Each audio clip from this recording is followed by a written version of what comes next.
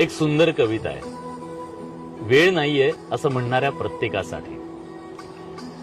12 तासाचा प्रवास 4 तासांवर आला तरी माणूस म्हणतो वेळ नाही. 12 माणसांचं कुटुंब 2 माणसांवर आलं तरी माणूस म्हणतो वेळ नाही.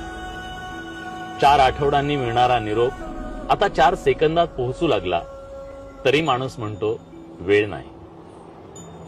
घरात वर खाली जाणारा वेळ, श्रम, वेळ लिफ्टनं सेकंदावर आला तरी माणूस म्हणतो वेळ नाही. कधी दूरच्या माणसाचा चेहरा पाहण्यासाठी 6-6 महिने लागायचे. आज एका व्हिडिओ कॉलवर माणसाला पाहू शकतो, पण तरी माणूस म्हणतो वेळ नाही. बँकेच्या रांगेत तासनतास उभं राहायचो, आता मोबाईलवर काही सेकंदात व्यवहार करतो तरी माणूस म्हणतो वेळ नाही. एकेकाळी काही आठवड्यांचा कालावधी लागणाऱ्या आरोग्य तपासण्या आता काही तासात होतात तरी माणूस म्हणतो वेळ नाही. ऍक्टिव्हा चालवताना एका हातात हँडल, दुसऱ्या हातात मोबाईल, कारण थांबून बोलायला वेळ नाही. ट्रॅफिक जाम झाला की 2 लेन ओलांडून तिसरी आपण तयार करतो, कारण वेळ नाही.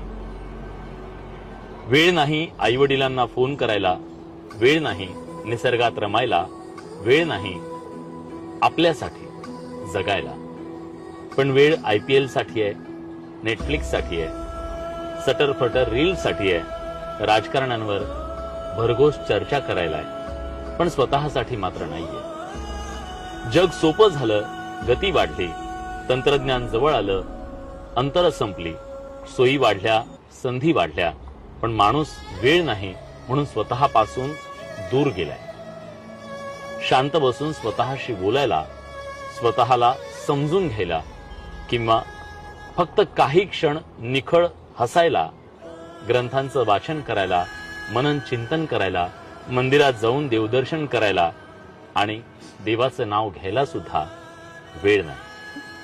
आणि मग एक दिवस वेळ निघून जाते, शेवटच्या क्षणी कळतं वेळ होता, पण आपण वेळ नाही असं म्हणत जगायला विसरलो होतो.